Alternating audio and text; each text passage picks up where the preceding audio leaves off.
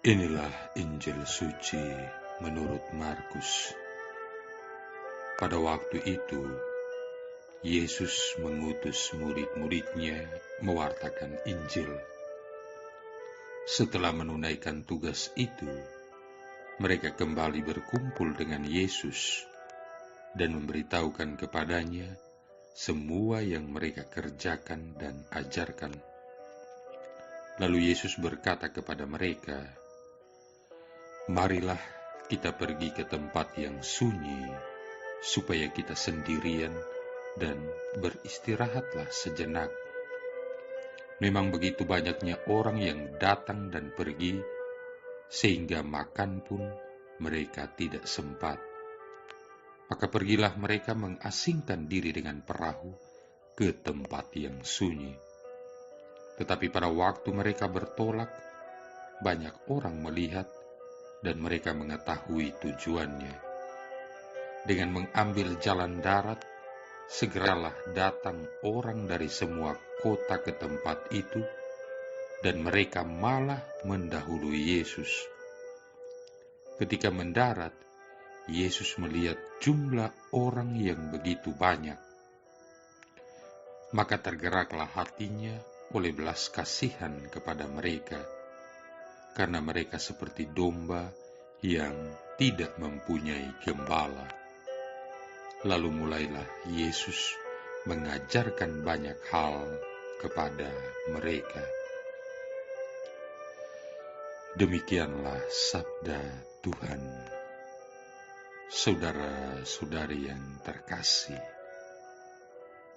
pada waktu para murid datang kembali dari misi mereka, mereka pun melaporkan kepada Yesus semua yang telah mereka kerjakan.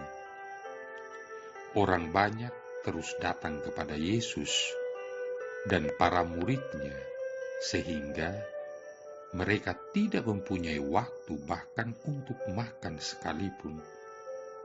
Oleh karena itu, Yesus mengajak mereka pergi ke tempat yang terpencil untuk beristirahat bareng sejenak. Di sini kita melihat apa yang dapat disebut sebagai ritme kehidupan Kristiani. Hidup kita masing-masing sebagai seorang Kristiani merupakan suatu perjalanan berkesinambungan dari kehadiran manusia ke dalam kehadiran Allah, kemudian keluar ke dalam kehadiran manusia dari kehadiran Allah itu, dan seterusnya. Irama atau ritme ini menyerupai ritme tidur dan bekerja. Kita tidak dapat bekerja kalau kita tidak mempunyai waktu untuk beristirahat, dan kita tidak dapat tidur apabila kita tidak bekerja sampai merasa letih. Saudara-saudari yang terkasih, ada dua bahaya dalam kehidupan ini. Yang pertama adalah bahaya karena kegiatan yang terus-menerus. Tidak ada seorang pun di dunia ini yang dapat bekerja tanpa mengambil waktu untuk beristirahat. Sebaliknya, tidak ada seorang pun yang dapat menjalani hidupnya sebagai seorang Kristiani apabila dia tidak menyediakan waktu-waktu tertentu untuk berada bersama Allah. Barangkali seluruh kesulitan dalam kehidupan kita adalah bahwa kita tidak memberikan kesempatan kepada Allah untuk berbicara kepada kita, karena tidak tahu bagaimana caranya untuk menjadi hening dan untuk mendengarkan. Kita tidak memberikan kepada Allah waktu untuk mengisi diri kita kembali dengan energi dan kekuatan spiritual, karena kita tidak mempunyai waktu cukup untuk menantikan Dia. Bagaimana kita dapat memikul beban-beban kehidupan apabila kita tidak mempunyai kontak dengan Dia yang adalah Tuhan segala kehidupan yang baik. Bagaimana kita dapat melakukan pekerjaan Allah kalau tidak dalam kekuatannya? Bagaimana kita dapat menerima kekuatan itu kalau kita tidak mencari kehadiran Allah dalam keheningan? Saudara-saudari yang terkasih, kedua, ada bahaya juga kalau seseorang itu menarik diri terlalu lama. Devosi apapun bukanlah devosi yang sejati apabila tidak berbuah dalam tindakan-tindakan kebaikan. Doa yang tidak diwujudkan dalam karya bukan doa yang real. Ora et labora, berdoalah dan bekerjalah. Inilah yang dimulai oleh para rahib Benediktin, tetapi bukan sekedar moto kosong. Kita tidak pernah boleh mencari persekutuan dengan Allah agar dapat menghindarkan diri dari persekutuan dengan sesama manusia, melainkan untuk menyiapkan diri kita agar lebih baik dalam bersekutu dengan sesama manusia. Ritme kehidupan Kristiani adalah pertemuan selang-seling dengan Allah dalam tempat yang terpencil, dalam keheningan, atau katakanlah di tempat rahasia, dan melayani sesama manusia di tengah dunia nyata. Akan tetapi bacaan Injil hari ini menunjukkan bahwa rencana Yesus untuk beristirahat sejenak bersama para muridnya tidak menjadi kenyataan. Orang banyak melihat Yesus dan para muridnya ketika mereka pergi dengan menggunakan perahu, dan mereka mengetahui tempat tujuan rombongan Yesus. Jaraknya adalah 6 km kalau menggunakan perahu dan 16 km dengan berjalan kaki. Pada hari-hari tanpa angin atau ada angin yang berlawanan arah, perjalanan dengan perahu akan memakan waktu yang lebih lama. Di sisi lain, seseorang yang energetik dapat berjalan kaki dan sampai ke tempat tujuan sebelum perahu Yesus dan rombongan tiba. Inilah yang sebenarnya terjadi, dan Markus mencatatnya secara sederhana. Ketika mendarat, orang banyak berkerumun. Saudara-saudari yang terkasih, orang biasa tentunya dapat menjadi sangat marah apabila berada dalam situasi yang dihadapi Yesus. Rencana untuk beristirahat bersama para muridnya, suatu hal yang memang pantas, kemudian menjadi batal.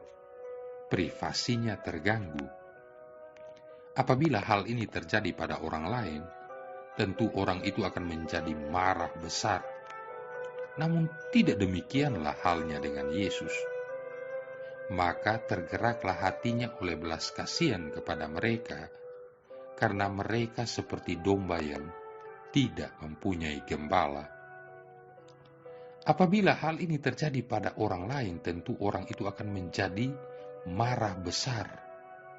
Namun tidak demikian halnya dengan Yesus.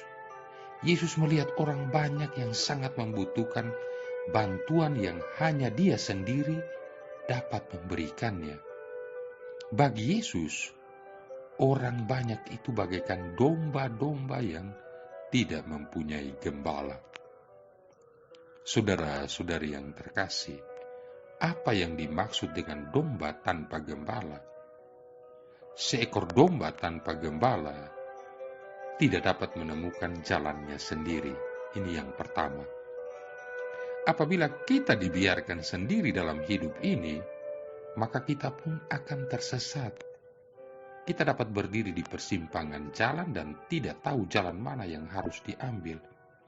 Hanya apabila Yesus memimpin kita dan kita mengikutinya, maka kita dapat menemukan jalan yang kita cari. Yang kedua, Seekor domba tanpa gembala tidak dapat menemukan padang yang berumput hijau dan makanan bagi dirinya. Dalam kehidupan ini kita membutuhkan penopang hidup kita. Kita membutuhkan kekuatan yang dapat membuat kita berjalan terus. Kita membutuhkan inspirasi yang dapat mengangkat diri kita. Apabila kita mencarinya dari sumber yang lain, maka pikiran kita akan tetap tidak puas, dan hati kita pun tetap gelisah, dan jiwa kita terus merasa haus dan lapar. Kita dapat memperoleh kekuatan untuk hidup hanya dari Dia, Sang Roti Kehidupan. Yang ketiga, seekor domba tanpa gembala tidak memiliki pertahanan dan daya untuk melawan segala bahaya yang mengancam, baik ancaman dari para perampok maupun binatang buas. Pelajaran hidup yang mendasar adalah bahwa kita tidak hidup sendiri. Tidak ada seorang pun yang dapat melawan godaan-godaan yang mengganggunya dan dari kejahatan dunia yang menyerangnya. Apabila kita ada bersama dengan Yesus, maka kita dapat berjalan di dunia dan tetap menjaga pakaian kita bersih. Tanpa Yesus, hidup kita tidak memiliki pertahanan dan daya lawan terhadap berbagai pengaruh buruk atas diri kita. Dengan Yesus, kita senantiasa aman.